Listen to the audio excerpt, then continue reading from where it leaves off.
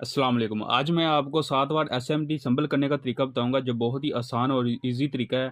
आप किस तरह इसको संभल करेंगे इंशाल्लाह आप इसको भी संभल करके आप बहुत अच्छा इसका प्रॉफ़िटेबल बिज़नेस कर सकते हैं। तो अभी मैं आपको इसको संभल करने का तरीका बताऊँगा और इसके अंदर कौन-कौन से पार्ट्स लगते हैं वो भी इंशाल्लाह मैं आपको बताऊँगा। तो चलिए वीडियो लंबी करने से पहले मैं आपको इसके पार्ट्स बता दूँ कि इसके अंदर कौन-कौन से पार्ट्स लगते हैं। इसके अंदर ये एल्यूमीनियम की बॉडी है, ये बॉडी है इसकी और ये चिप है इसके अंदर लगनी है।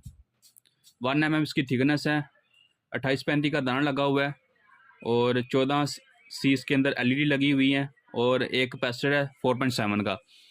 1 mm इसकी थिकनेस है, 45.8 इसका डाया है। डबल आईसी में रजिस्टेंस लगी हुई है, तो बहुत ही बेस्ट क्वालिटी की चिप है। आप इसको आराम से 1 साल की वारंटी में इस्तेमाल कर सकते हैं।